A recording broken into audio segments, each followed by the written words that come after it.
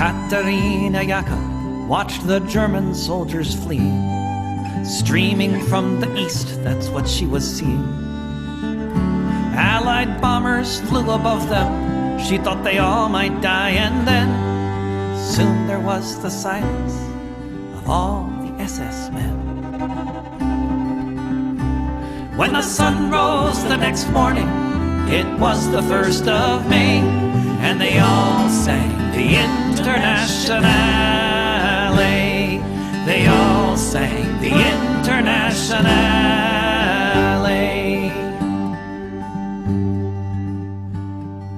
Katerina Jaka saw red flags flapping in the breeze above the Russian tanks, and she fell upon her knees. And so many different voices in so many different tongues sang the most beautiful song that could ever have been sung.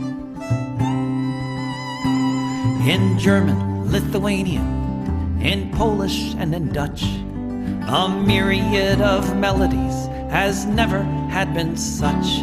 In Russian and in Yiddish, Italian and French, emerging from the forests beneath the trench. When the sun rose the next morning, it was the 1st of May, and they all sang the Internationale. When the sun rose the next morning, it was the 1st of May, and they all sang the Internationale. They all sang the Internationale. Völker hört die Signale auf zum letzten Gefecht. Die Internationale erkämpft das Menschenrecht. Völker hört die Signale auf zum letzten Gefecht. Die Internationale erkämpft das Menschenrecht.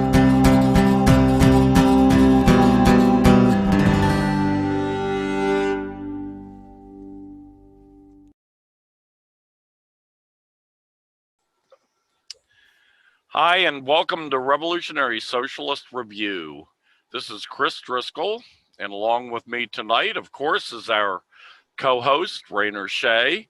And Rainer has brought on a special friend. Rainer, why don't you tell us about Yamo? Yamo, I've known him for a couple years now, and he's somebody who has really expanded my knowledge of theory, and that he's given me decolonial perspective. As in, I wasn't aware before I met him that in order for a revolution to happen on this continent, it's going to have to go through the process of first granting full jurisdiction to the First Nations so that socialism can be developed within these nations. The process of decolonialization, I don't know if I agree exactly with that. I agree with the spirit of it, but to me, the reigning principle here is self-determination, especially self-determination for oppressed nations, for colonialized nations subject to genocide, ethnic cleansing, so forth. And so, let's talk about that too. I think that's something we should talk about tonight.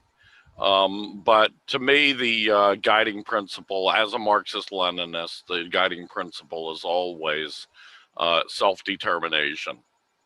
So I don't like to predetermine, to second guess, that is, what the oppressed people themselves are going to determine, if you see what I'm saying.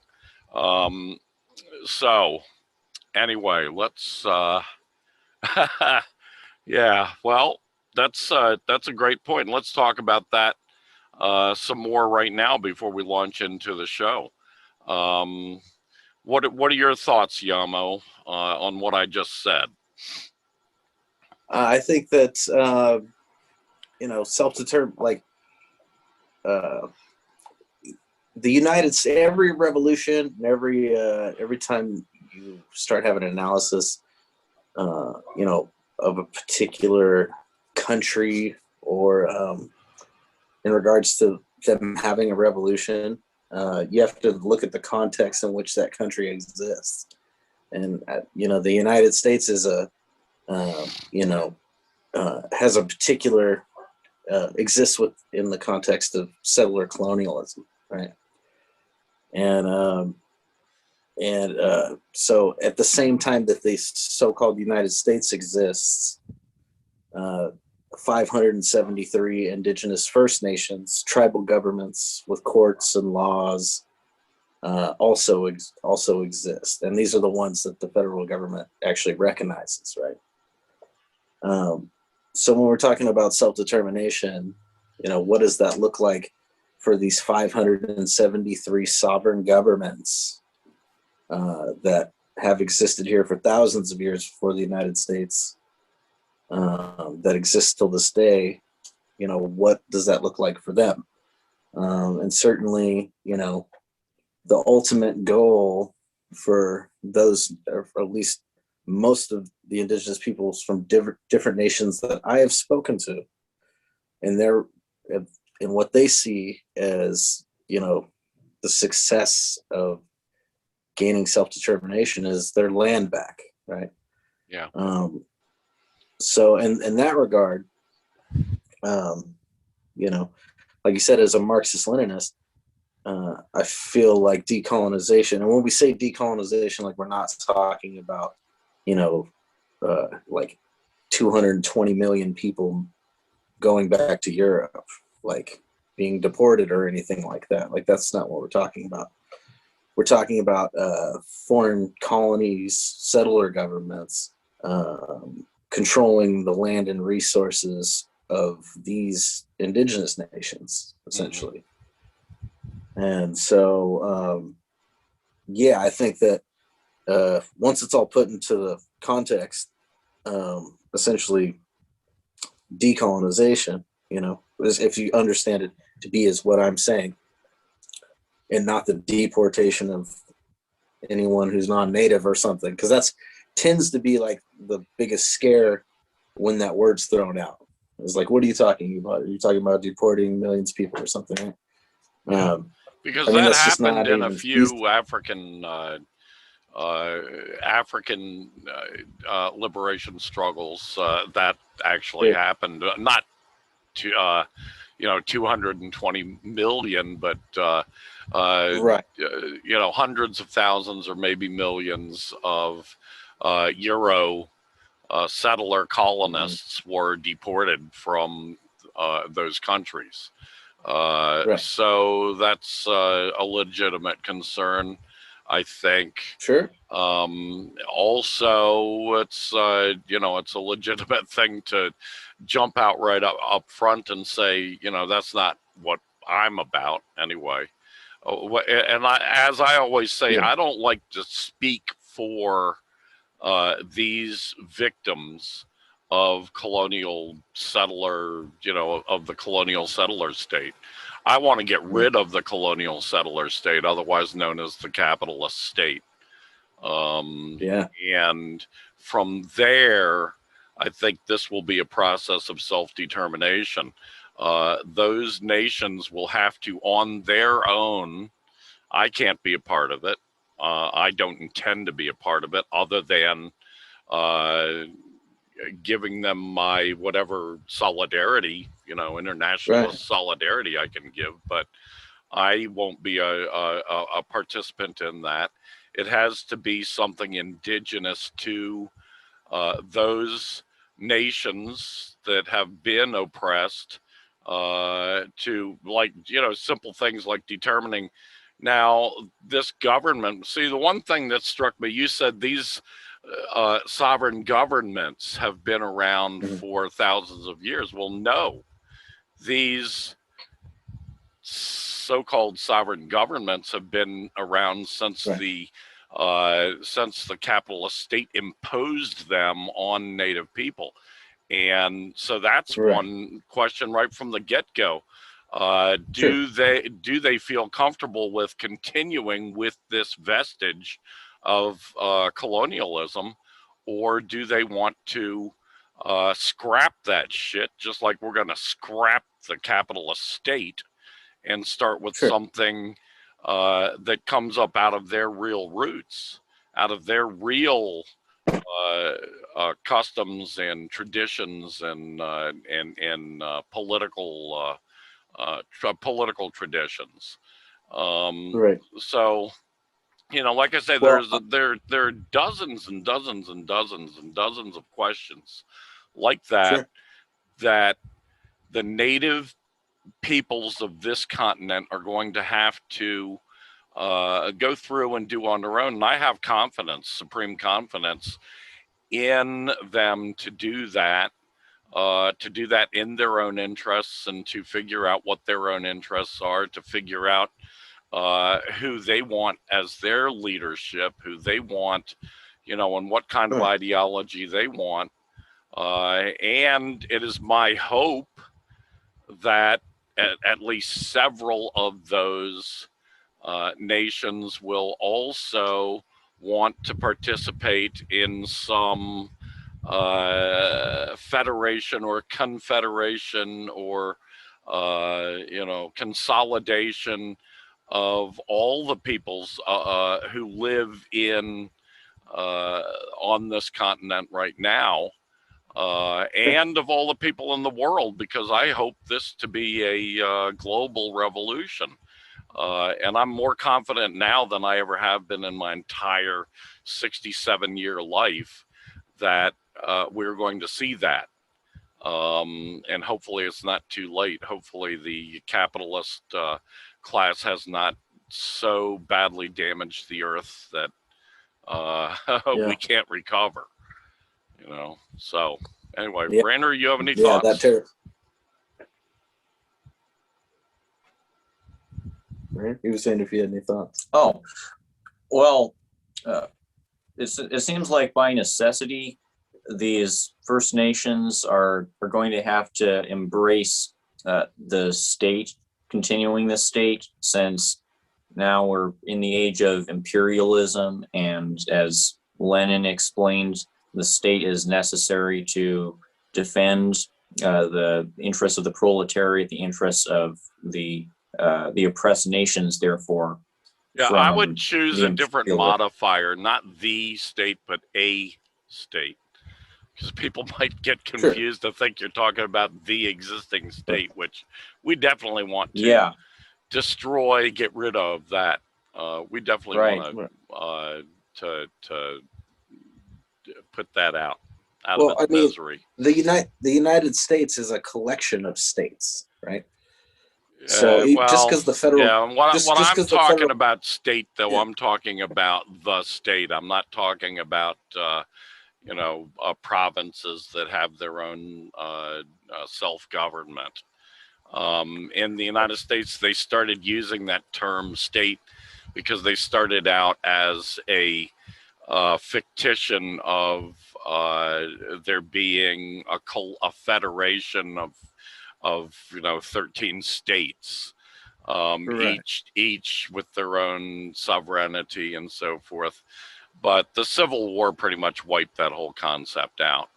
So I don't, you know, when I say state anyway, what I'm talking about is the capitalist state that controls the American, the United States of America, and also controls a world-spanning evil empire.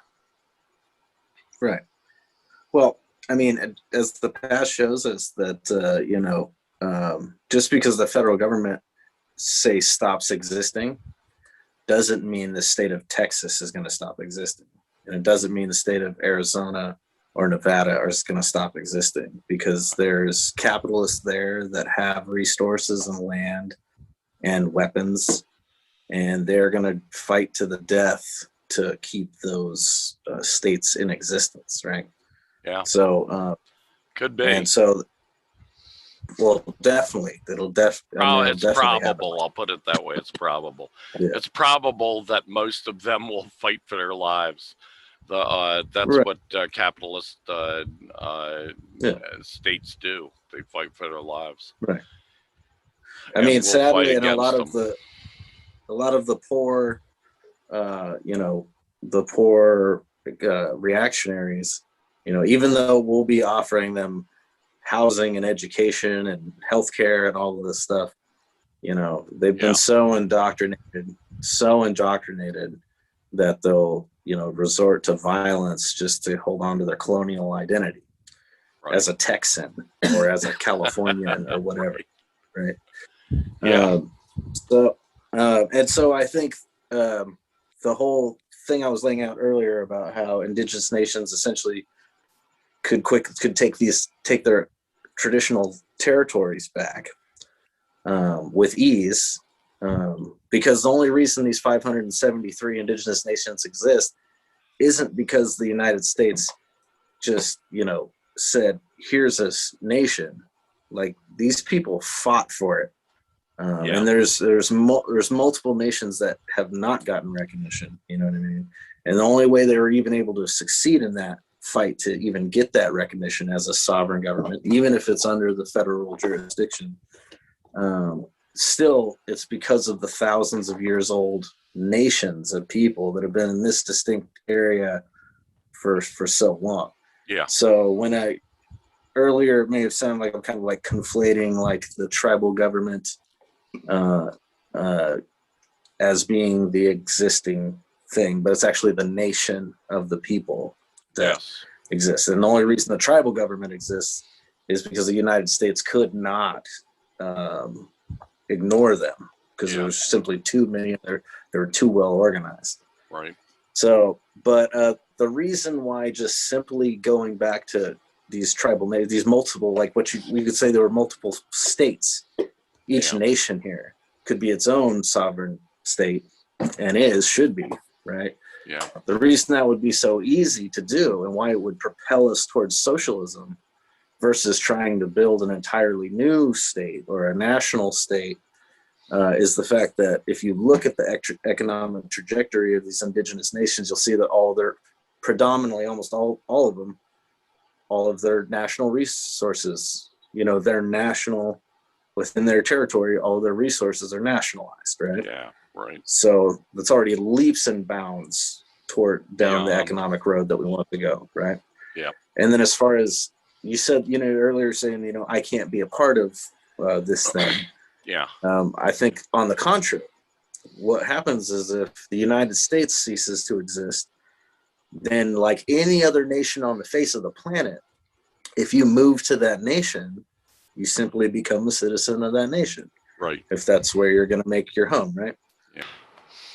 Let's see. I was talking about, so most of the tribal governments and indigenous nations that have fought for recognition and got it have nationalized their resources, right?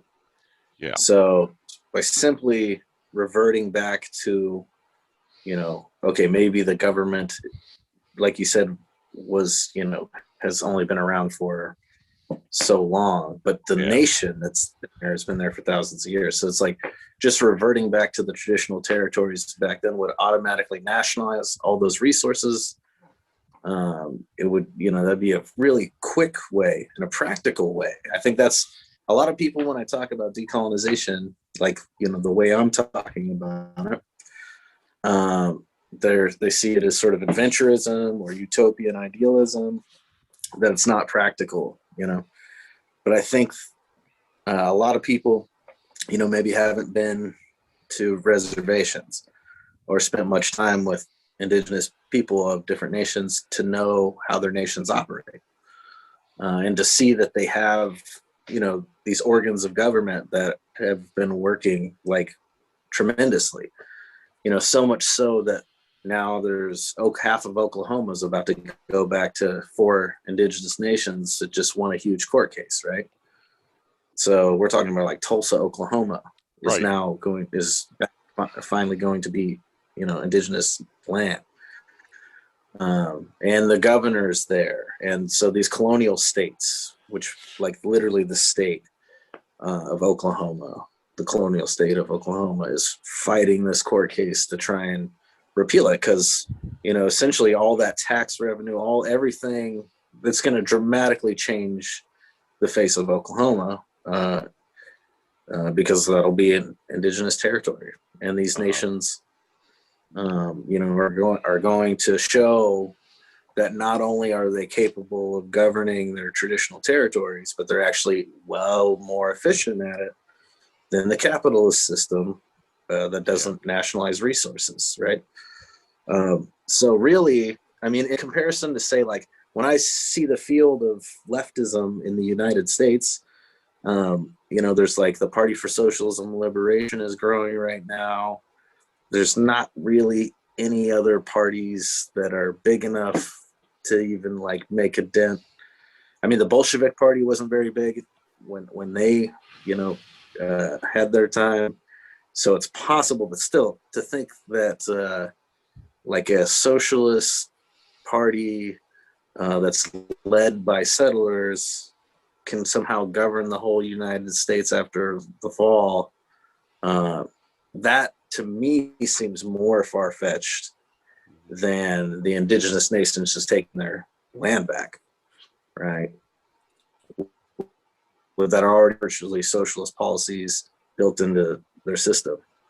And just to me, that's just because I've been to nations and I've seen how they operate, and it's a lot to get your hands on a state and run it, especially one that's as massive as the United States with as many people and so forth. So, and I think that states like Texas would fight much harder against a new country, socialist country being formed or something, than they would simply just giving the land back to the indigenous nations of that land. I think that it's a more reasonable transition for a lot of the reactionaries out there. Right? We shall see. We shall see. I'm dubious about that claim, but we'll see. I mean, most of them. I mean, I know firsthand that most of them just think it'd be best if they just killed the rest of us off, so we didn't exist and we didn't have no clan. Well, they certainly tried to do that in Texas. In Maryland, I'll speak my own state. In Maryland, we did do that. You're probably aware that early on in the colonial times in Maryland, in the 1600s, when Maryland was first being colonized by mostly by British, but by British people and others, Dutch and Swedish, and when they were first doing that, they had a $50 bounty. Bring back the scalp of this person, of this indigenous person, you get $50, which was a fuckload of money at that time. Yep. And it worked. Basically, practically, except for a few little pockets, all the indigenous people of Maryland and others of the original states of the United States, all of the indigenous people were genocided or ethnically cleansed. I mean, a lot of them fled and joined other nations. That's what actually probably happened to a substantial number of them. But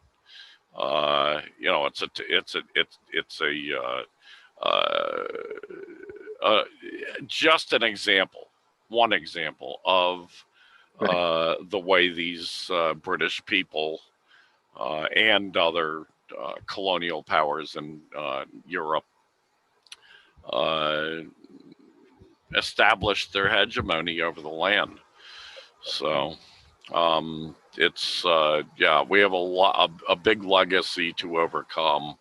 How I don't pretend to know how it's going to happen. That's why I say, I mean, for someone like me, who has always supported self-determination for oppressed nationalities and for oppressed nations. For me, the safest route is just to say that I will continue with that principle. I think it's a principle that's always worked. It worked stupendously during the founding years of the Soviet Union. And there was a lot of dickering, a lot of back and forth between, you know, the Bolshevik leadership of Soviet Russia, as it was called prior to 1922, and the other nations that had been included in the Tsarist empire. There was a lot of give and take. You know, Russia ended up giving away a huge piece of land, Ukraine, for instance, which is kind of unfortunate in hindsight, because that's the place that's being shelled by the fascist government in Kiev right now. The Russian-speaking part of Ukraine, you know. But at the time, Lenin considered anything we need to do to convince these people that we will all be better off in a union of Soviet socialist republics. And that's what ended up happening in almost every case. It didn't happen with Finland, of course, didn't happen with Poland. Those two countries wanted their independence. For a time, the Baltic nations of Latvia, Latvia, Estonia, and Lithuania were independent in between the two wars, basically. So there were some countries, or some countries that were former oppressed nations of the Tsarist empire that wanted to go their own way, and that will happen too, I'm sure, in whatever comes out of the death of the United States of America. So, you know, my main worry is to guarantee that indigenous people and that the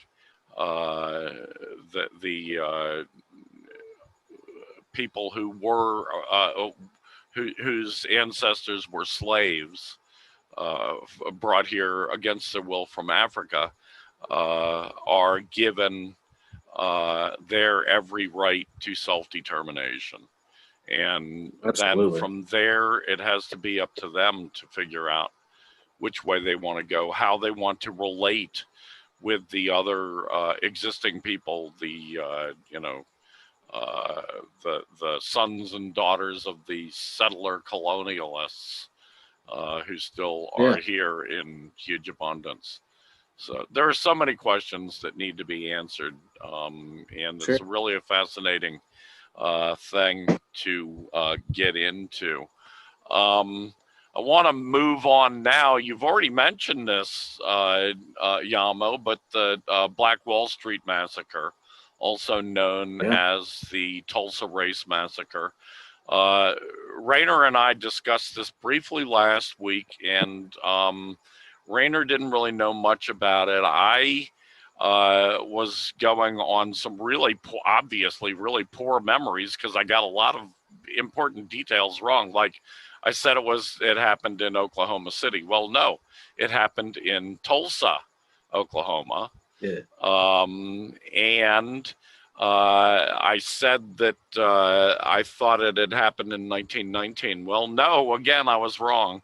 So people can see this by way of a correction from last week, but also a little bit more detail. The event, the Black Wall Street Massacre, it actually took place over Memorial Day weekend in 1921.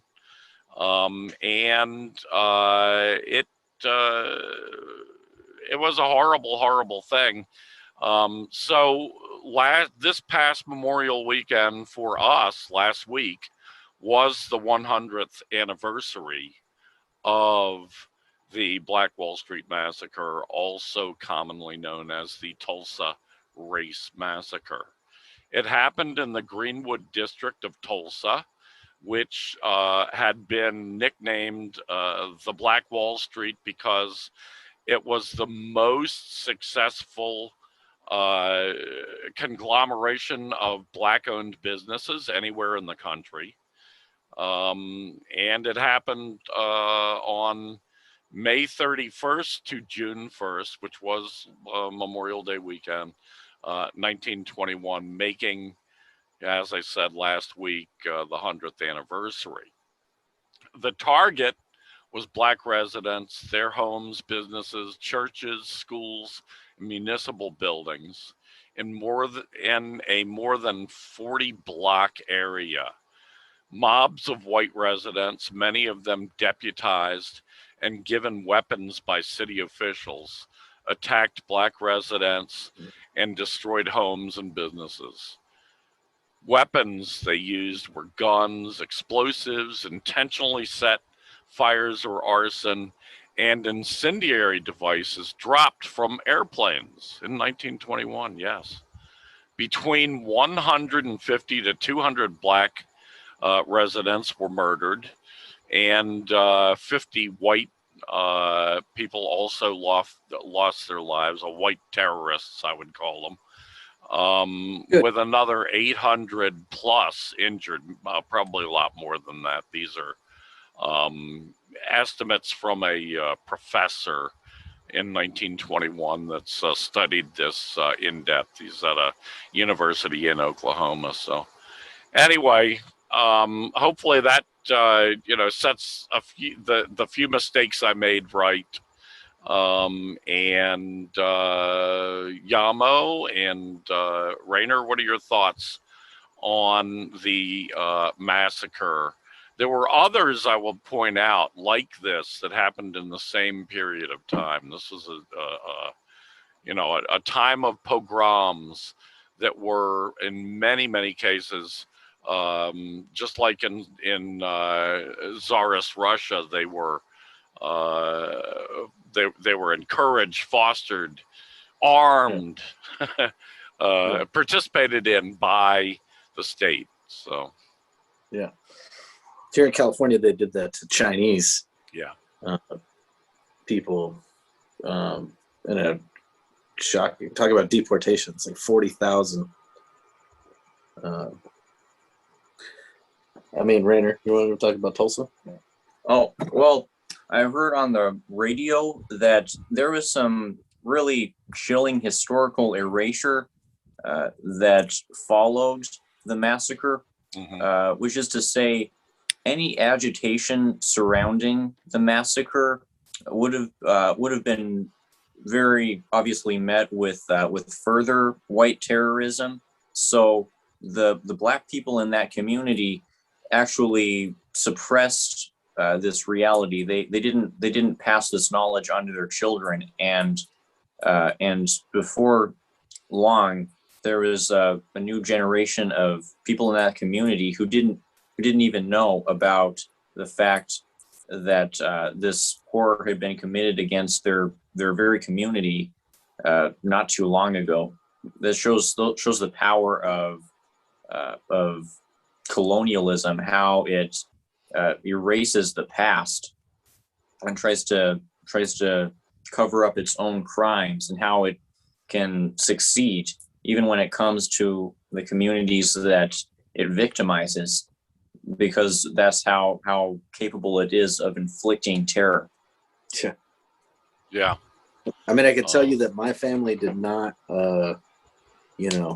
get along by bringing up the Pomo Death March after they were finally released from the concentration camps here in California, right?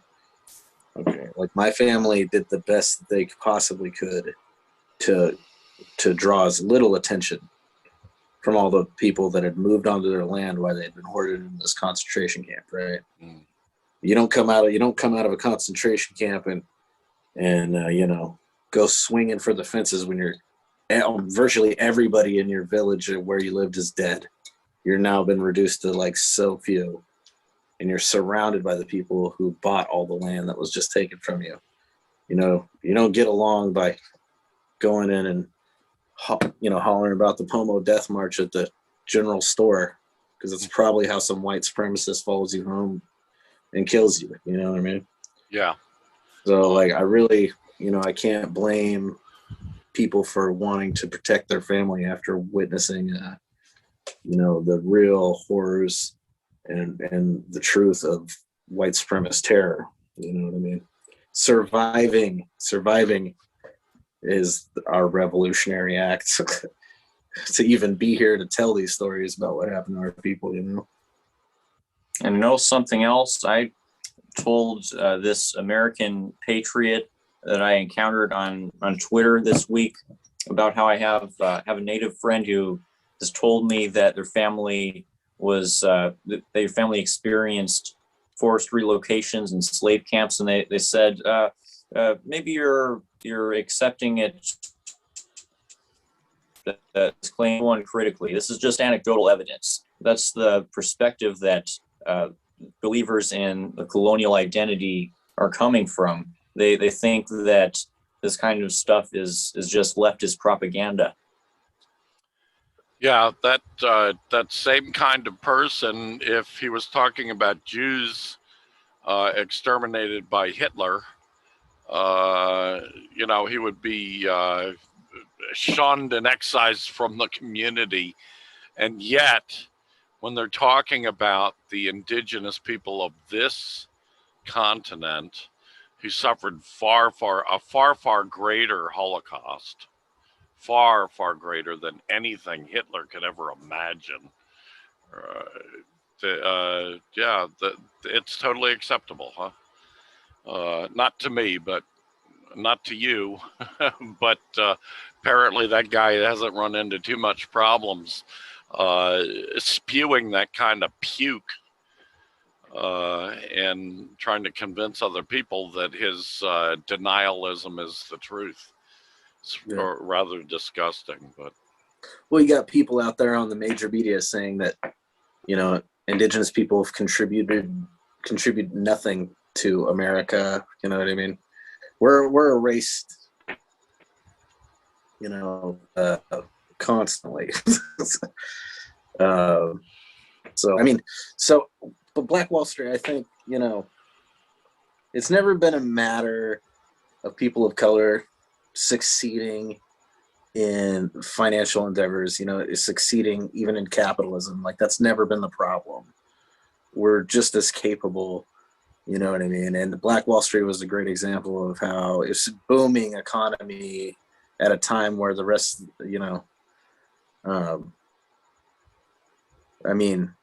take the Trail of Tears, for example, very similar.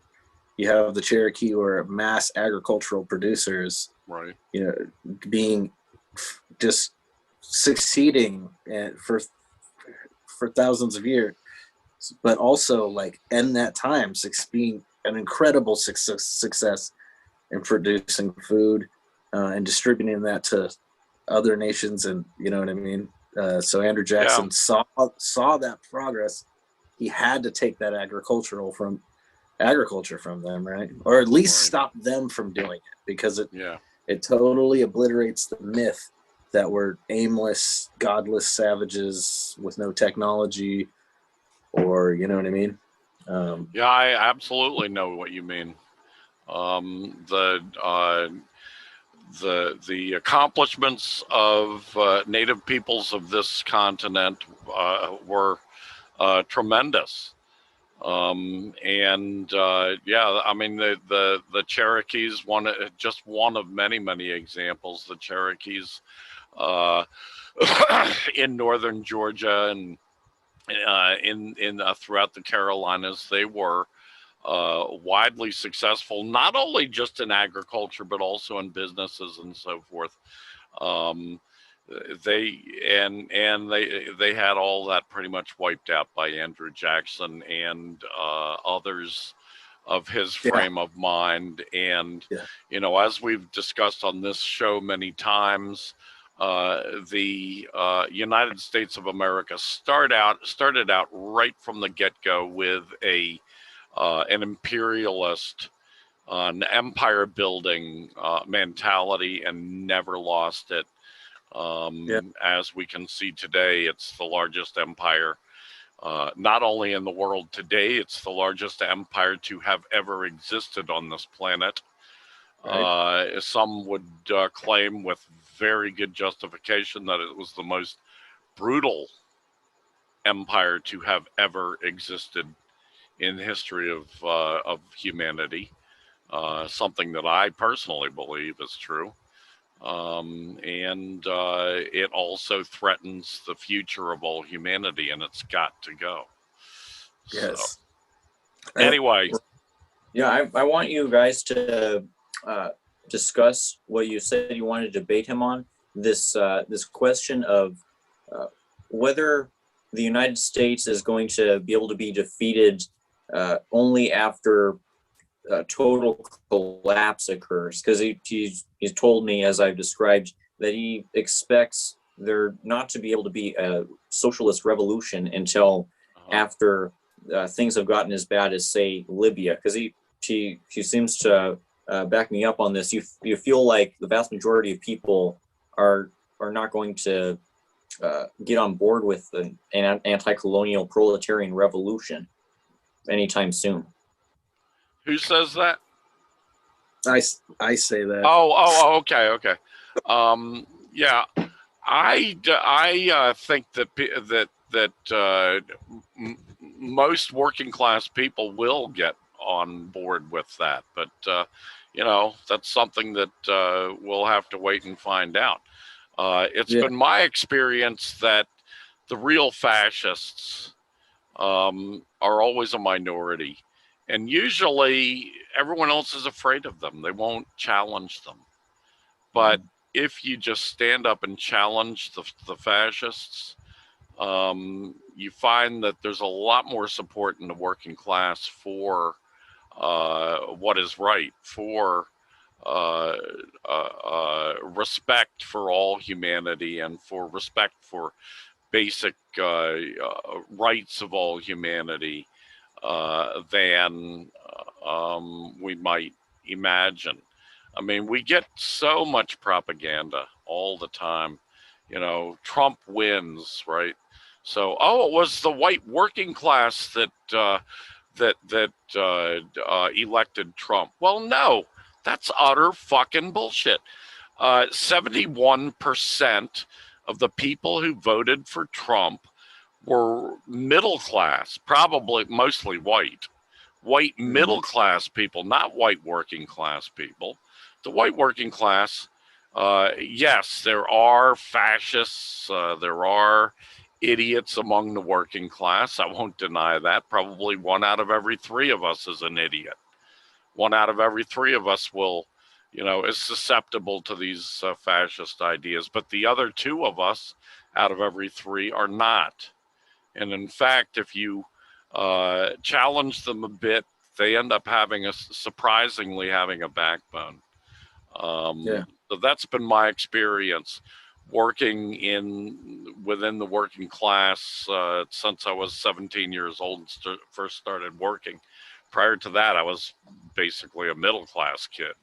You know, I was a middle class kid who got shoved down into the working class. You know, my experience has always been pretty positive about working class people. So, I believe, I just to sum up, I believe that our revolution is going to be multinational. It's going to be multi-class.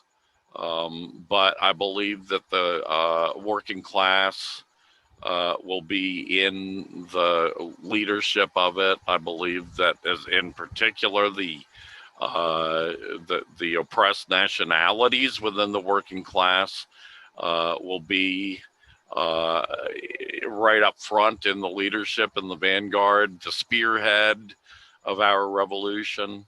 And it's not just like a religious thing, you know. It's a belief based on facts. It's a belief based on a lifetime of gathering statistics about us, facts about us, studying us. So those are my beliefs.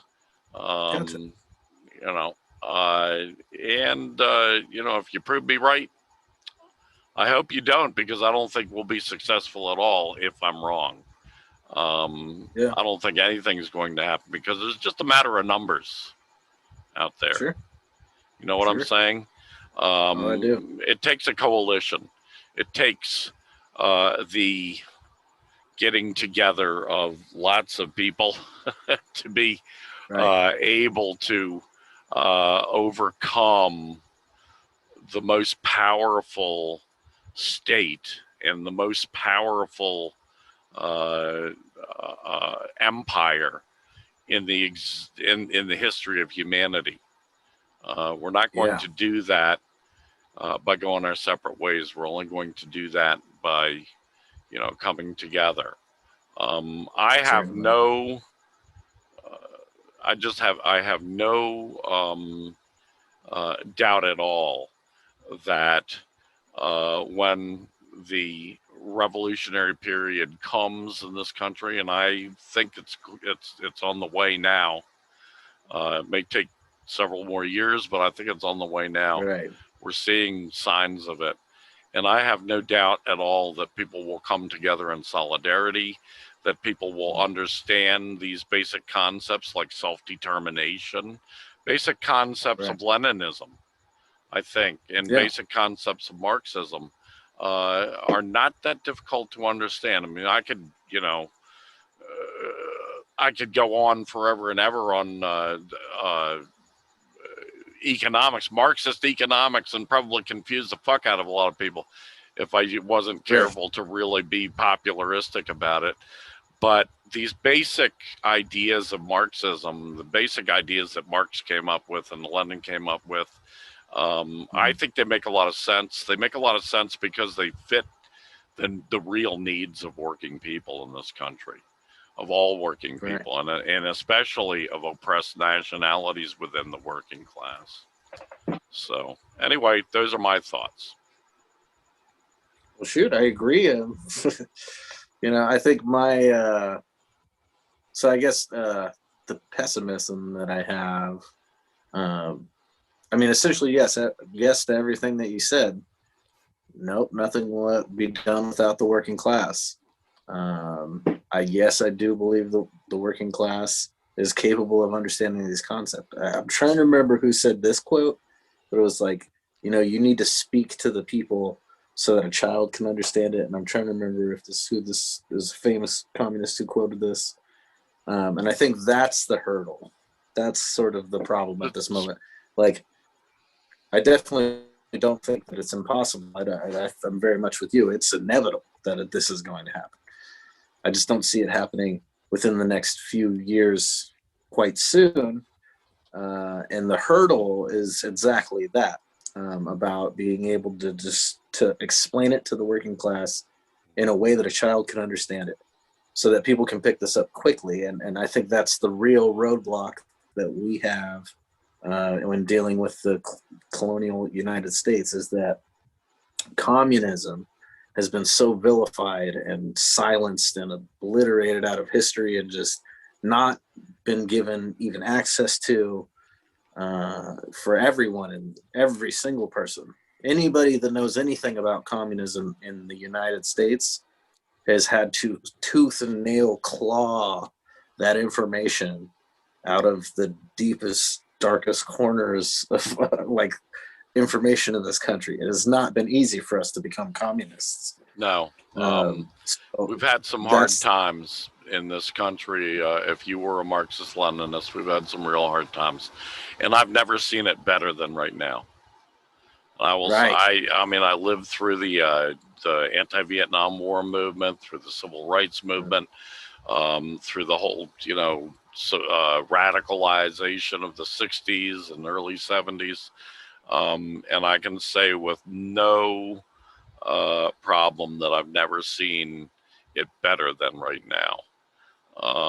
There's never been a time in America where 40% of the American people say, I think socialism is better than capitalism. Well, they say that right now. When I was a young man in the middle of the so-called radicalization of the 60s, you might have found, the statistics I saw said you might have found 10% of Americans saying that, including all these supposedly radicalized youth.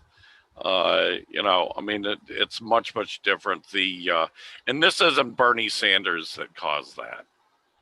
This happened before fucking Bernie Sanders ever got a wild hair up his ass to run for president.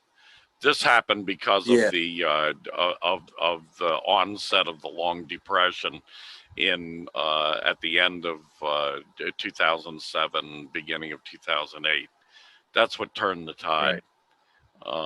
It's very different now.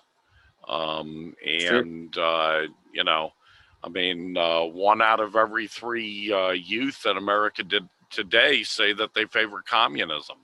Well, that's a statistic I could never have imagined in my youth, even though in my youth, my whole entire youth was spent going to anti-war demonstrations and, visiting all the tables of the Communist Party and the Workers' World Party and the Socialist Party and the Socialist Workers Party and the Communist Labor Party and the Communist, I spent like half the time at those demonstrations visiting all their tables and buying their literature and stuff. And even back then, but, no, there was nothing like one out of every three youth saying that they favored communism. There was nothing like more than 50% of the youth saying that, openly saying they were socialists. No, this is different times today, and it's the unfortunate travails that we've had to live through, this long depression we've been living through since 2008 that has caused it. Not Bernie Sanders, certainly. I constantly am hearing social democrats claiming, oh, Bernie Sanders, he's opened the way. He hasn't done shit. He's jumped on a fucking coattail. He's really taken a ride. And done it on the behalf of, so I guess this ties perfectly back around to like why my pessimism, well, like I'm almost dead sure this is not happening within the next like 5 years. You know what I mean? I've learned never to make predictions like that. Lenin made a prediction like that. He said, I'm not going to see the revolution in my lifetime. It was in January fucking 1917 that he told a group of Swiss socialist youth that. He was wrong. Thank the gods he was wrong. Don't make predictions like that. Just maybe that's the best just say you don't know because we really don't. You know what I'm saying? Oh yeah. Don't want to jinx it. You could jinx it. I could jinx it in a good way. It's not about jinxing. It's not about jinxing. It's just about you don't want to be so wrong that people keep saying it 100 years later. People are saying, "Oh, how wrong Lenin was on that." Good point. Good point. I would be so happy to be wrong. I would be overjoyed to be wrong. You know what I mean? Please prove me wrong. Please. Well, I understand the pessimism. Everybody gets into it. Everybody has those days. Everybody has those periods in their life where they just, God, it feels like a ton of bricks on you. Well, I think you mentioning Bernie Sanders is the reason that's why I keep tying this back around. So it's like my personal experience, because I ran for a delegate for Bernie back in 2016. It was, a lot of work for that campaign, and just watched how they just snuffed us out, and Bernie was in cahoots with them, putting their boot on our neck. You know what I mean? Right. And so I would say that the closest time in American history to a communist socialist revolution would certainly be the early 1900s. You know what I mean? Where much of the labor gains were won, you know, 8-hour work day, 40-hour week, all these things, getting kids out of coal mines. And so Let me much, just interrupt you for a second. I'm sorry about this, but Rainer, next on the list is the Sociologist predicts near future U.S. guerrilla war. And so I'm going to just step out for a minute, but could you just launch into that as soon as Yamo's finished with his thing? Yeah, sure. Okay, so I'd say the closest time in U.S. history for there being support for socialism and revolution and communism was certainly the early 1900s. You know, there was the Socialist Party of America, there was the Communist Party of America.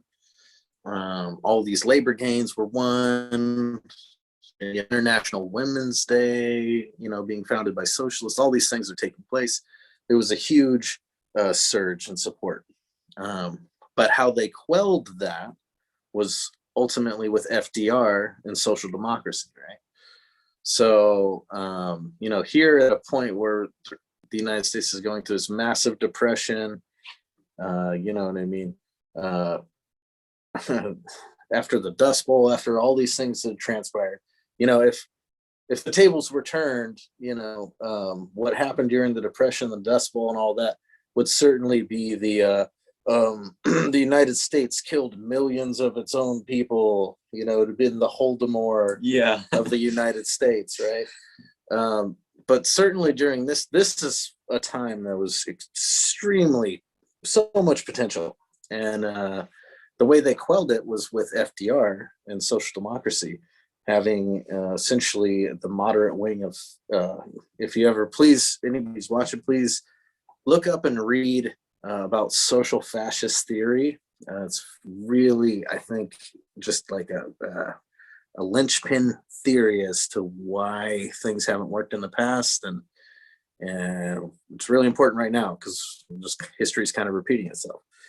But so they bring in FDR. FDR uses, essentially steals from the Socialist Party platform, you know, welfare, all the safety nets, right? And these things genuinely, you know, coupled with a war, quelled that momentum, period. So that could easily happen again. And the FDR figure that we have to contend with now is Bernie Sanders and Alexandria Ocasio-Cortez and the squad, essentially the progressive Democrats, are playing that role again. They're not trying to help us actually take the yoke of oppression off our shoulders. They're trying, you know, they're painting pretty flowers on the yoke. And they're trying to, you know, somehow make the yoke more tolerable. And if we fall for it again, well, look what happened last time. We've been stuck in what? Another 70 years or decades and decades of fascism we've been stuck in because of this, the efficiency of this sheepdog social democrat maneuver, right? Of trying to, you know, simmer the frying pan. It's very effective. And the Democratic Party has mastered the art of it. And I know this from firsthand. I know this from running, you know, for Bernie, for going to the conventions, seeing how they recruit, looking at groups like Emerge America that are grooming people by means of demographics. You know, they don't actually care about what any of these communities are going through. They will find somebody, they'll find some token person that they can wave in front of you and get you to vote for them. And then that person isn't actually going to push us anywhere near revolution. they're just going to put the lid on the frying pan to try and simmer it. And, you know, you could see AOC, you see Bernie Sanders doing it right now, telling people to dial back the rhetoric on calling Israel an apartheid state. Yeah. So that's where my pessimism is. Like, there's this FDR moment again, where we're, you know what I mean, this recession and all these things. And, you know, for the last decades and decades and decades, we've been stuck in fascism because of FDR. And, you know, AOC and Bernie Sanders are here to just repeat that process and to keep stringing us along. And I'm not entirely confident that the working class isn't gullible enough to fall for it again. I'm not entirely convinced of that. Yeah, that's one of the more haunting arguments that is contained within Settlers, this very controversial book that we've discussed the merits and potential drawbacks of that book on this podcast, but it had a pretty haunting prediction about how in the coming decades, as U.S. imperialism inexorably collapses in on itself and creates all these economic problems for the working class, whites included, this cynical author of this book predicted that most of the white working class isn't going to be able to be brought on board with socialist revolution, because we've been in this kind of dire state before and the working class was successfully placated back then. However, I'm not saying that the author of this book was right. We still have yet to see whether the working class in this country is going to be able to be won over. And I think that was the essence of your problem with this author's conclusion, Chris, that they had a defeatist attitude. Well, yeah, with Sake, wasn't that his name, Sake? Yeah. Yeah. I'm sorry, Yamo, go ahead. I was just going to say that they will be won over eventually, because it'll be once the crisis is bad enough, you know, it's probably going to be ecological crisis. You know what I mean? Because I was raised in Paradise, California, which got burned to the ground, right? This stuff's happening all the time. It's going to be happening more and more frequently. So faced with a large enough crisis, yes, the working class will come on board eventually. But if somebody like Bernie Sanders can come along and douse the flames, you know, they're going to use that person to do that, to string us along as far as possible. And, you know, just the last year alone, the last 4 years alone, how much crisis stuff has occurred. So much crisis stuff. We had, you know, probably the largest worker strike in history with the pandemic unemployment. You know what I'm saying? Like, what worker strike's ever going to be bigger than that? So there are lots of things that have transpired and we're still being strung along. So, I mean, I definitely think if once things are bad enough, people will finally come along. But things I feel like are going to have to get bad enough, you know, because right now we just don't have an educated populace. Not enough people have read Marx, period. And until we get an educated, we're definitely going to get what you want. I mean, if that's what you want. Eventually. I know none of us really want that, but, you know, whether we like it or not, things are going to get a lot worse. Yeah. And, you know, time will tell. We'll see what we see. I have a lot of confidence that that we're going to start seeing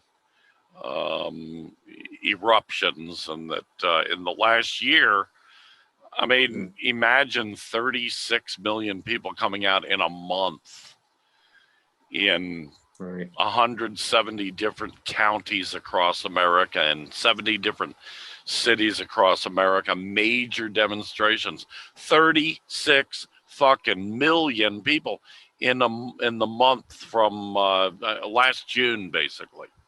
You know, a year ago. It was the most phenomenal thing I've ever seen in my life, including everything I saw in the 60s and 70s. And that was just the tip of the iceberg, and we're seeing it all over the world. That's the thing. Connect yourself with the world. This isn't just, Americans alone aren't going to go anywhere. We are going to be spurred, just as we were in the 30s when we were spurred by the sit-down strikes in France. All of a sudden, sit-down strikes started springing up all over America. These ideas, they're not going to come from America because America is just not very innovative or inventive. We are not very innovative or inventive. But keep your eye on what's going on in Colombia right now, and Rainer's going to be talking about Colombia. Keep your eye on what's going on in Palestine right now. Keep your eye on what's been going on all over South America. I don't think I'll even get to it, but I'll just say that on Sunday, the populist, social-populist, we should say, Pedro Castillo clinched the election in Peru. It's another major victory in the so-called pink tide. And I was going to say a little bit about the party that he comes from. Right now, he's talking kind of like a social democrat. And I think the reason for that, he's trying to calm the markets and so forth. Matter of fact, the market in Peru had a big upswing again today, after he did some kind of social democrat talk to the business people in Peru and so forth. But, the party that he comes from claims to be a Marxist-Leninist party. So, I mean, think about it. A Marxist-Leninist party, a party that claims to be a Marxist-Leninist party, has just won the election. It's very close. It's like 50.4% against 49.8%. The right wing, the fascist woman that was running against Castillo got 49.8, and he got I think 50.2. That's what it was. So keep your eye on what's going on in other parts of the world. I mean, what's just gone on in Latin America in the last year and a half has been phenomenal. We are seeing big things happening. People are starting to respond, and Americans will catch on, I have no doubt. But it's gonna take us a little bit longer. We're a bit slow here, compared to and we always have been. We've always been the Johnny-come-latelys and the big social upsurges. It's just the way it is. But, and it probably has a lot to do with the fact that we live in the belly of the beast. We live in the belly of the, most brutal, most tenacious capitalist ruling class of anywhere in the world. So, there's a lot of repression that we have to face up to that some others don't. Anyway, Rainer, you haven't gotten into Sociologist predicts yet, have you? Right. Yes, you two have had so much to say. Right. Well, Sociologist predicts near future U.S. guerrilla war. Very fascinating subject, and a great article, by the way. People should read it. I will have the link below in the description of this video. Take it away, Rainer. A couple months ago, a sociology professor, I don't remember their name, predicted that sometime soon, within this generation, definitely, the very most marginalized people in this country are going to take up arms against their government, the police state specifically, in response to a brutal military occupation, essentially, that's not going to realistically be ended until the victims of this occupation resort to guerrilla warfare. And that was a pretty mind-blowing conclusion that they came to. one that certainly vindicated my expectations for guerrilla warfare being necessary to end the tyranny that colonized people and the proletariat in general in this country live under. This sociologist predicted that the poorest parts of the Black community and the parts of the Black community who've become disenfranchised due to getting caught up in this BS prison system that incarcerates so many people, Black people especially, takes away their right to vote and so on. They're going to be left with no choice but to start attacking police stations and other government facilities through means ranging from maybe armed occupations in the same vein as Wounded Knee or improvised explosives. For legal reasons, I'm not advocating for this stuff. I'll say that, but I'm just repeating the kinds of tactics that the sociologist, this academic, objectively said is going to be used. This is pretty mind-blowing. So this sociologist predictions, we Marxists need to interpret it as a sign that we need to gain the favor of the people who are going to be leading these kinds of insurgencies, who are going to be leading the guerrilla struggle to abolish the police in this country. We're going to need to make it so that this insurgency's goal is not simply to abolish the police, but to abolish the United States. Because realistically, abolishing the police in this fascist entrenched country isn't going to be possible until the country itself is abolished. Yeah, number one, the guy's name is Temiotope Oriola.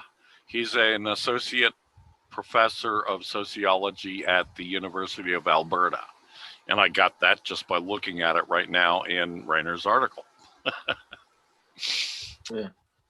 So, anyway, Yamo, any thoughts on what Rainer said? Well, yeah, I mean, certainly the fascist state is already, everything that sociologist is predicting, all of those actions will 100% guarantee will be retaliatory actions, because certainly the fascist state has already begun the counterinsurgency against any radical elements whatsoever. I mean, they murdered the Black Panthers. They were murdering people with the American Indian movement.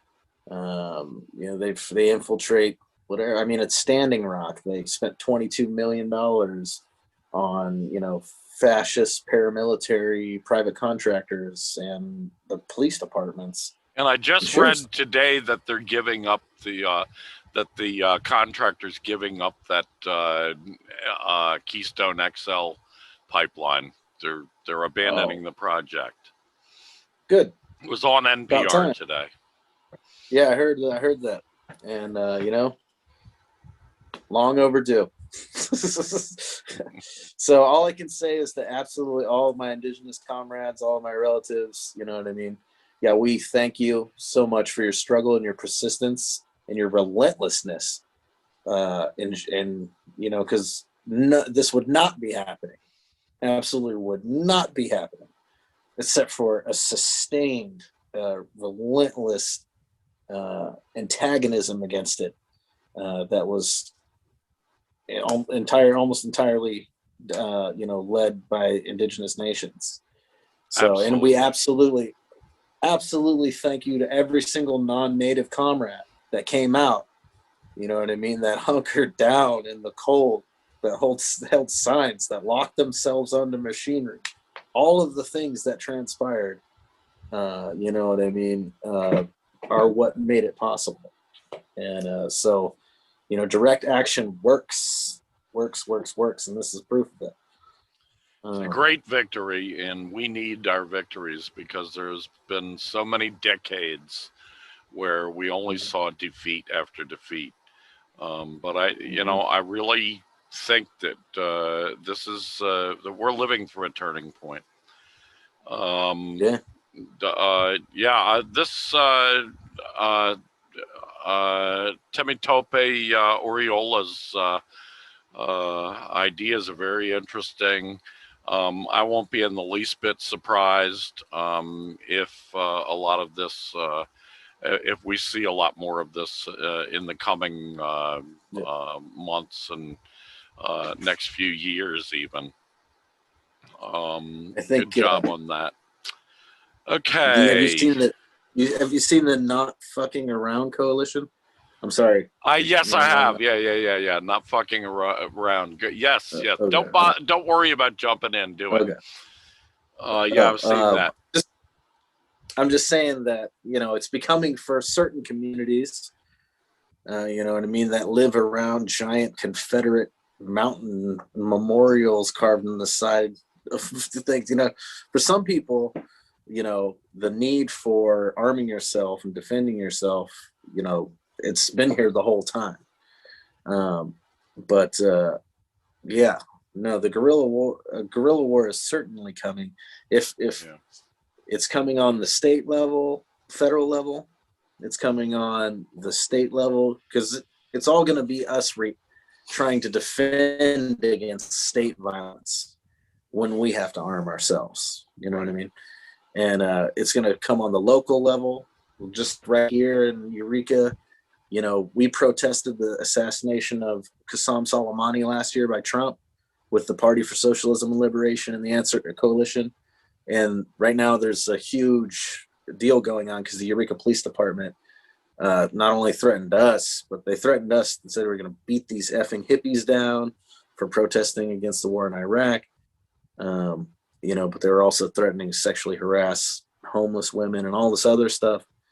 But all of the instruments of fascism are already in place. Yeah. The churches, the Zionist, white supremacist churches, the racist cops, all of the elements in order for fascists to launch their counter-revolution are there. And they're not going anywhere.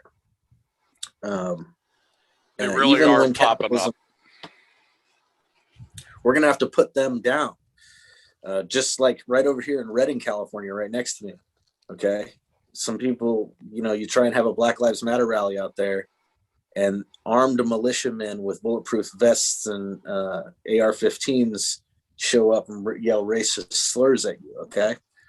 So no matter what the federal, state government or whatever is doing, those people are going to have to be dealt with. Right. Absolutely. Because those people will put a bullet in you for being brown, for being part of the LGBT community, and they'll bury you in a hole. Absolutely. If they can get away with it. Absolutely. So absolutely a guerrilla war is coming. Yeah.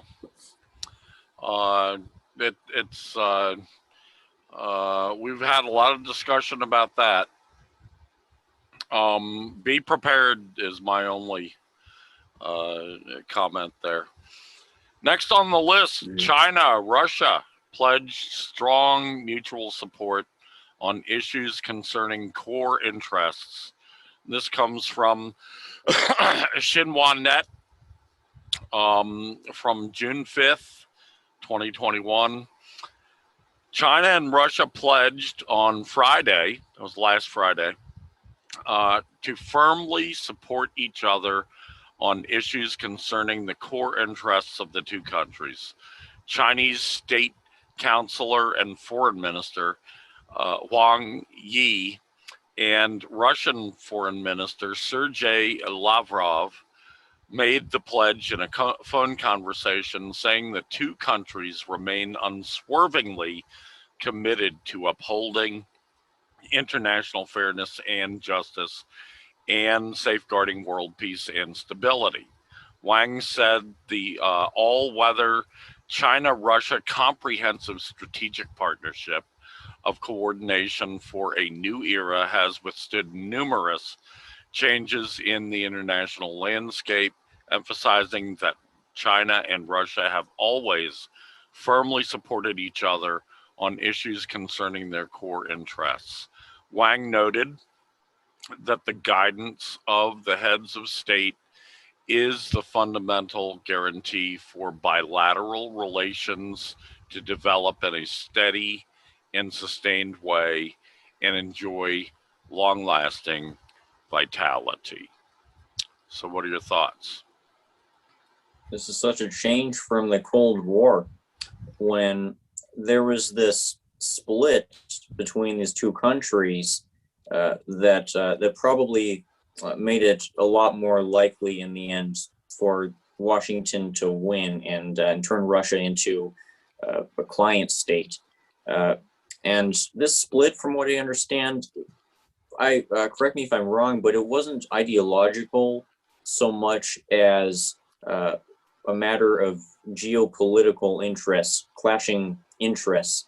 But now those clashes seem to be behind China and Russia, and they're able to become friends to the alarm of Washington. Yeah, definitely. I think there was an ideological component there too, especially on the side, on China's side. That was back in the days of Mao, when Mao was running the show, and Mao was very much. Mao didn't always get along with Stalin. I mean, there's several historical instances where Mao violently disagreed with Stalin. However, separating the man Stalin from Stalinism, that is the unique contributions that Stalin made to Marxism-Leninism, Mao took umbrance with some of the repudiations that the Soviet Communist Party did starting in 1956, and that was like the beginning. Mao was trepidatious.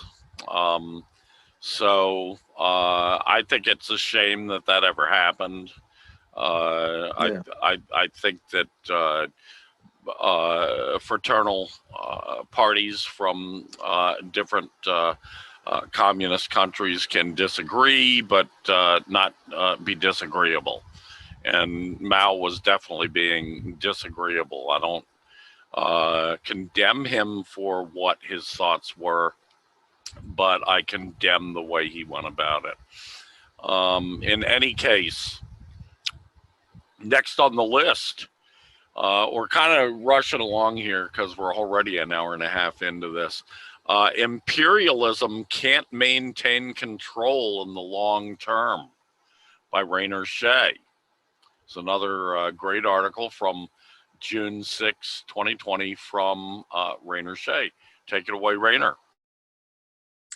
Yeah, the reason why I don't believe imperialism can maintain control in the long term is not just because capitalism is doomed to collapse and capitalism is the socioeconomic basis for imperialism as it exists in the modern age, but because imperialism's asymmetrical warfare, which it's increasingly depending on, it's increasingly banking on to regain its geopolitical losses, doesn't work very well when the imperialists try to do it.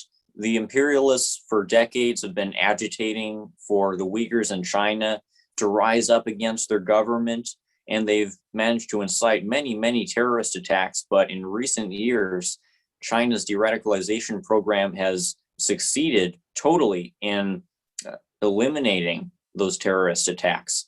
And that's because when the imperialists call for the peoples within these imperialism disobedient countries like China to rise up against their government because these governments are supposedly being tyrannical, the imperialists are not speaking to contradictions that exist within reality. They're speaking to made up BS, like the idea that China is imprisoning millions of Uyghurs and the idea that there's forced labor, forced marriages, forced sterilizations, and so on.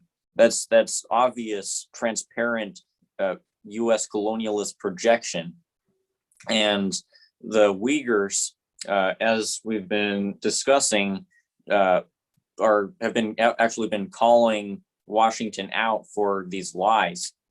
They've been making TikToks where they're saying that Pompeo is full of it for claiming that a genocide is being committed against them. They're seeing the tangible material benefits to socialism with Chinese characteristics as the living standards of Uyghurs rise.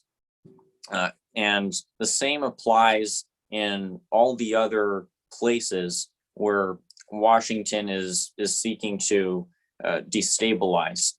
The imperialists may have succeeded at carrying out a bunch of color revolutions through in terms of the Soviet bloc, but that happened after the Soviet Union had undergone decades of ideological degradation, as you just described, where they abandoned a lot of the ideas of Stalin, abandoned a lot of the ideas of the dictatorship of the proletariat.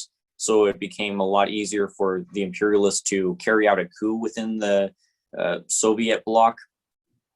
That flaw within the existing, that flaw within an anti-imperialist state is not present within the Communist Party of China. The Communist Party of China is still upholding a dictatorship of the proletariat, despite what the Maoists claim. And the same applies, or the equivalent applies to the other countries that the US seeks to subdue, like Bolivia. Obviously, Bolivia isn't a dictatorship of the proletariat, but its indigenous movement, its socialist movement has proven strong enough to overcome the asymmetrical warfare that Washington has been waging against it. The imperialists may have succeeded at carrying out terrorism, inciting right-wing violence that resulted in a coup a couple years ago there, but within a year, the socialists had forced through new elections and had taken back power. What I'm saying is the imperialists lack the support of the masses because their agenda of expanded neoliberal exploitation goes against the interests of the masses. But asymmetrical warfare, guerrilla warfare, when it's carried out by competent revolutionary cadres, on the other hand, is far more likely to succeed in the long term because we in these cadres are fighting for the interests of the masses. Yeah, I would say I agree 100%. Yamo, what are your thoughts? I just think people aren't buying it anymore, especially, people that aren't, in the core of imperialism, and you know what I mean? People just aren't buying the United. I think the U.S. sanction. We've seen how the U.S. sanctions, like, they're eroding. Countries are dropping out of the U.S. sanction boat. You know what I mean? Yeah. Because China and Russia and Iran and you know what I mean. Essentially, what's going to happen with the Belt and Road Initiative and everything else, like, the unification and the collaboration between China, Iran, Syria, and Russia is creating an entirely new economic paradigm. And, U.S. sanctions are going to become have less and less teeth as people drop out of that. And on the flip side, China is now sanctioning the U.S., right? And that's only going to become more powerful as time goes on here. So along with the obvious economic shift, the ideological shift is coming along with it, and that people are questioning, you know what I mean? People are questioning this narrative that they keep hearing from the West, even within, look at us here. We're questioning it. And then the countries that have known, the countries that have been invaded, the countries that have been bombed and sanctioned, and millions that have been murdered and killed and starved to death in those countries, they're not buying what the US is selling anymore. You know what I mean? They never were buying it, but it's even more so the case now. They're not as afraid, you know, basically, as they once were, or intimidated, or, you know, it's more difficult for the hegemon to be pushing people around now because the hegemon is so weakened. It is really a function of the decline of the empire. You have really stellar examples like Cuba also that are setting amazing records, producing phenomenal doctors, sending those doctors all over the world. You know what I mean? The only problem Cuba's having, like, they're making all these vaccines. Problem they have is the sanctions. They can't have enough. They need plastic to make the syringes. They need syringes, right? So Vietnam, you know, the things that are happening in these countries, we never hear about Laos, right? Never anything, right? So once people start finding out what's going on in these countries, how they're incredibly more efficient, how they're quickly bringing people out of poverty, there's going to be the shift, like you said, is happening. Like, I hate to be the pessimist, and, you know, I have my things, but the shift is we're definitely on the verge of a global shift. You know what I mean? Yeah. And imperialism is losing its grasp, and it stays, as my comrade Mimi Stolcik used to say, you know, your days are numbered. Rest in power. I love that Mimi. Power. He was a great guy. What a loss. We had him on the show when he was running. When was that? In 2016, he ran for president, and we had him on the show. He's a very entertaining guy. Really a great candidate for the Socialist Party, and he's sorely missed. He of course died last year, or was it maybe early this year? Either one. I can remember shit as clear as day from 1967, but then stuff that happened 6 months ago, I can't remember. I can't place it quite. But anyway, Mimi was such a wonderful guy, and a great explainer too. Great explainer. Yes, he was fun and kind. Yeah. So just to say, he was the candidate for president, the nominee for president of the Socialist Party in 2016. Yeah. The next up, again, Rainer, is neocons grow alarmed at potential for revolution in Colombia. This is from June 2nd, 2021.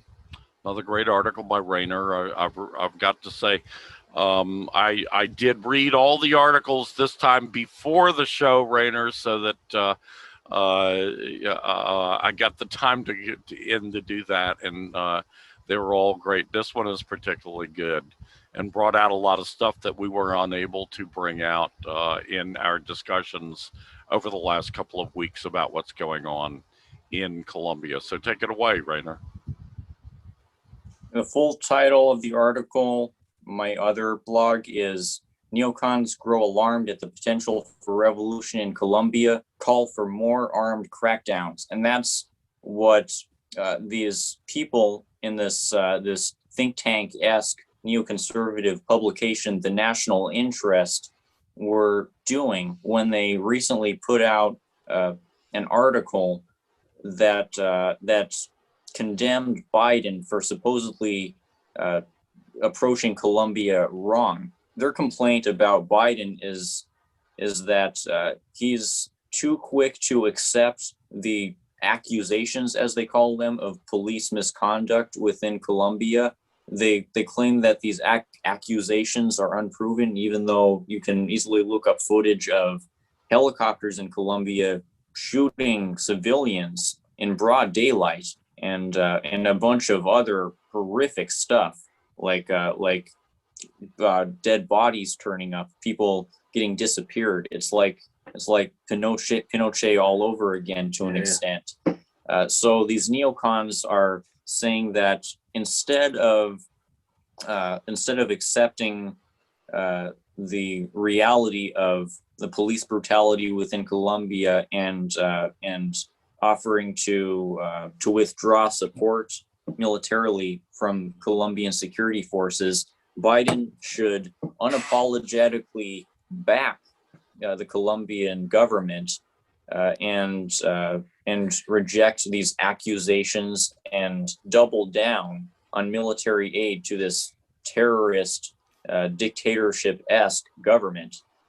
So this is the sign of neocon fanatics who are very alarmed at the potential of losing Colombia as a neocolony. And they see doubling down unapologetically on neocolonial terror as the solution to the intensification of class struggle that Colombia is seeing right now. Also in this article, they claim that the protests are being infiltrated or led in some capacity by criminal organizations, terrorist organizations, which is what they call the forces of class struggle within the Socialists. Yeah, the Socialists. They claim that these protests are somehow the work of the Cuban government and the Venezuelan government. It's a bunch of conspiracy theory nonsense that they're promoting to justify their call for intensification of class warfare, of paramilitary, military, and police violence within Colombia. So you see how scared the most fanatical members of the imperialist think tank class within the United States are at the events in Colombia. Yeah. Yeah, we're seeing this all over, and I'm sure most liberals don't see it. This fascist bent of Biden that you and I, Rainer, predicted early on, even before he was elected or selected or whatever you want to call it. Yeah. And you just have to admire the people of Colombia, the working classes in Colombia, and what they've already been able to accomplish, and their tenacious stick-to-itness that they're continuing even up against all this fascist flack that they're running into. I wouldn't be the least bit to see Joe Biden back Colombia. Yeah. I mean, look what he's doing with Israel. Look what, I mean, certainly Biden was not opposed to the fascist coup in Bolivia, nor was he opposed to the fascist coup in Venezuela. I mean, they directly supported the fascist coup in the Ukraine, him and Obama, you know what I'm saying? So, I mean, he was a fascist long before he became president. I mean, this is a guy who was voting, Joe Biden's voting record as a politician is an abysmally right-wing conservative. That thing is just one of the worst records. I give Bernie Sanders shit for having a horrible record, but Joe Biden's record is just this bigoted, racist, horrific, sexist. The guy is, he's pretty much a Republican. He's pretty much a Republican. Or you can say he's pretty much a true blue liberal, because that's what liberals have always been. Pretty much. I mean, that's the way I prefer to look at it. Yeah. I look at it, I really, like I said earlier, I really adhere to the social fascist theory that the Communist International came up with. Me too. When I read through it's this reviled and hated theory that pretty much everybody in the pseudo left will just totally call social fascist theory the worst thing they've ever heard in their life. But if you just look at how it was developed, look at the murder of Rosa Luxemburg, look at the whole history of the early 20s in Germany. Right. when the Social Democrats were in power. They were very fascistic. It's no surprise that the head of the socialist newspaper in Italy became the founder of the fascist movement. No surprise at all, because there is definitely a real thing that I call social fascism. And you know what? I'm like you, Yamo. I horrify and shock a lot of social democrats, friends of mine, over the years when I start talking about social fascism. It's a real thing to me, and you see it all over. You definitely see it in Bernie Sanders. You definitely see it in AOC.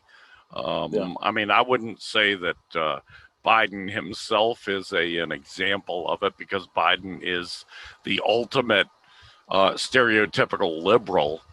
But there's liberal fascism too, and that's what Biden is. True. So I kind of in the way I look at it now is that the differences are so small.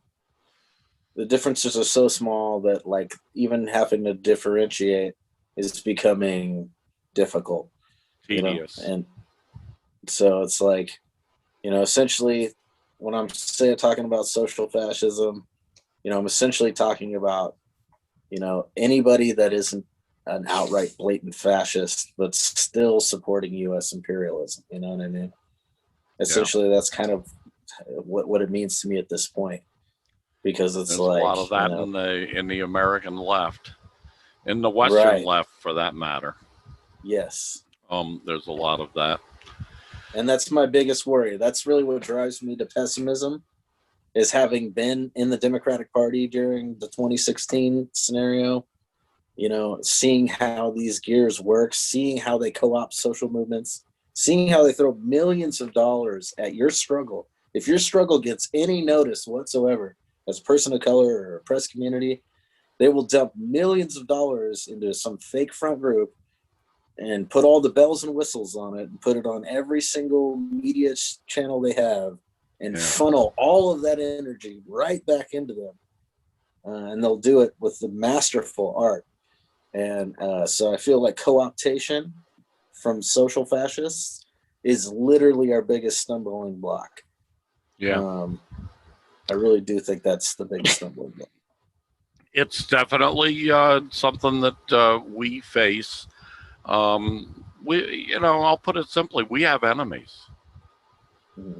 We have class enemies, and our class enemies are constantly trying to figure out ways to reach into our class and buy off a certain number of us, or use the divisions that exist in our class, religion, patriotism, these kind of vile reactionary tendencies that have their tentacles, dug way deep into our class. We have enemies, and we must expect enemies, and we must learn how to deal with our enemies, how to stealthily fight our enemies, and how to defeat our enemies. Simple as that. Okay, next on the list, Zionist terror fails to break Palestinian solidarity. This is from a Rainer Shea article, June 8th, 2021. Take it away, Rainer.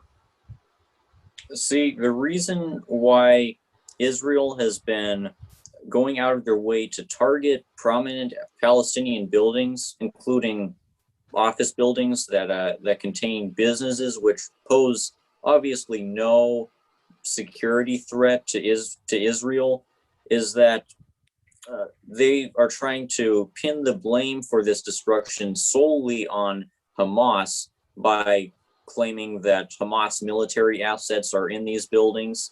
And they've been using this propaganda tactic to try to sway the Palestinian masses against the idea of armed struggle by making them start resenting Hamas as to think that Hamas is putting them in danger.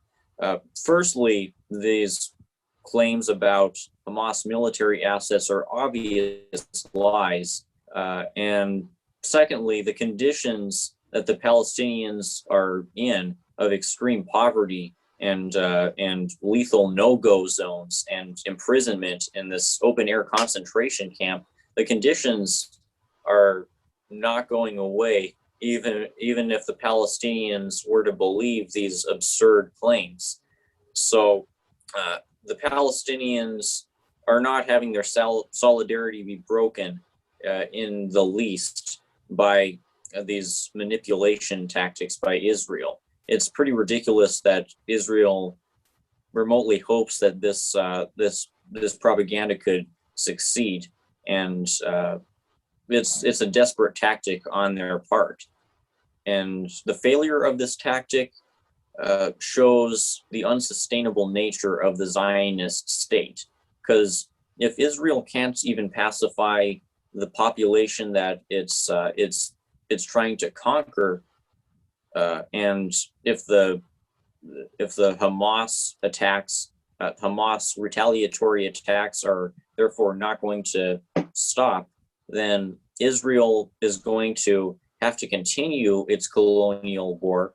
And this colonial war, by its brutal nature, is going to continue discrediting Israel as some kind of perceived moral authority. And this is going to accelerate the Zionist state's process towards implosion in the same way that past settler colonial states like South Africa and Rhodesia were defeated. Yeah, absolutely. Well put. Yamo, thoughts? I think, if the Palestinian people didn't trust Hamas, all they would have to do is vote for somebody else. They elected Hamas. They obviously trust Hamas. Yeah. And, Hamas hasn't fired a missile or rocket or whatever in 7 years until Israel started, letting off tear gas canisters inside of Alaska Moss. You know what I mean? Like, the Palestinian people, there's absolutely no chance in hell that Israel will ever be able to pull the wool over their eyes about what they do to them, because they experience it. And it's that's the type of crisis that, everything for revolution within the masses of Palestinians is there. It's clear as day. There's no gray area whatsoever. Yeah. There's no way, you know what I mean? They're not going to give up, and they're not going to fall for anything. Well, in this current struggle in Palestine, the one thing we've seen is just the incredible solidarity, the incredible unity between Palestinians throughout Greater Palestine, in all parts of Palestine, in those parts that are directly occupied by the Zionist state, and in those parts that the West Bank and Gaza, basically, that have some fiction of their own self-government, although never granted statehood. In this most recent, in this last 3 or so weeks, however long it's been, 4 weeks maybe by now, I think it's 3 weeks. The level of unity has just been phenomenal across. I'm sure that there are elements in the fascist government of the Zionist state that would just love to just nuke Gaza and nuke the West Bank and through mass genocide solve their problem, but that won't solve their problem because Palestinians are everywhere inside Palestine, all of Palestine, the part of Palestine that was stolen from them by the Zionist state, and the parts that the Zionist state has not yet had the ability to annex. They are all over there, and they're all over outside of there, and there's a striking unity, more so than we have ever seen in the past. So it's really that alone is a greater challenge to the fascistic Zionist state than anything they've had challenged them yet. I think time will tell.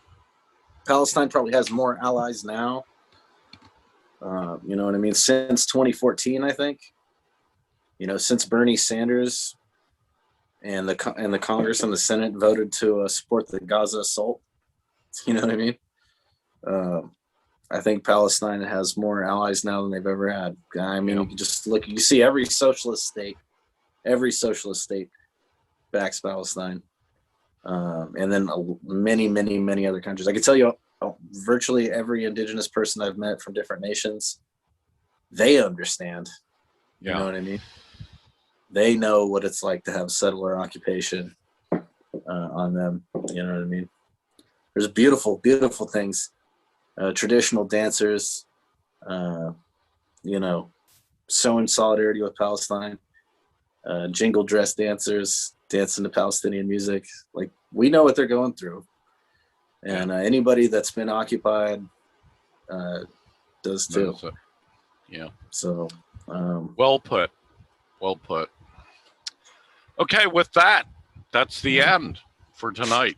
I had one more topic to discuss. That was Pedro Castillo, but we've already discussed him, and we'll come back later on when we know more and discuss this further.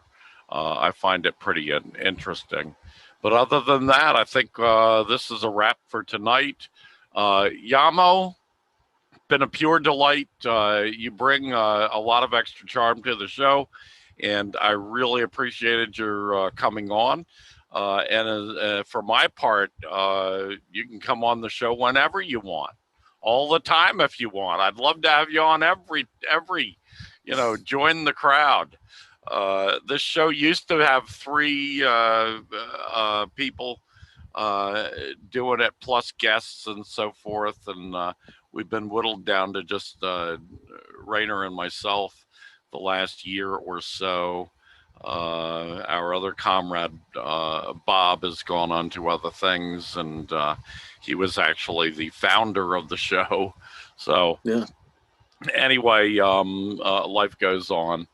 And anyway, I thank you very much, Yamo, for participating. So, we thank you. Yeah. And Rainer, of course, as always, yeoman's job. And thank you so much. And thanks, as always, to all of our viewers and listeners. We'll try to come back again next week with another show, come hell or high water. And with that, I bid you all a sweet adieu. Okay, guys,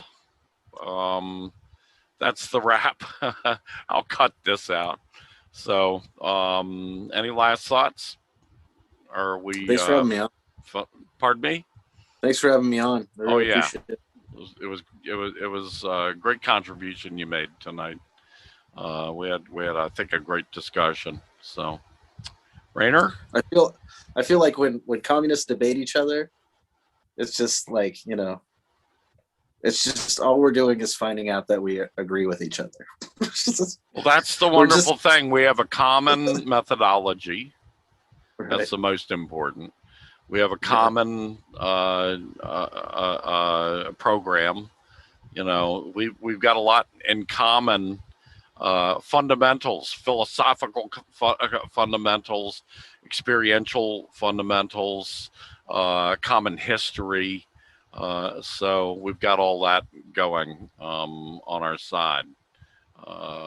So there you have it.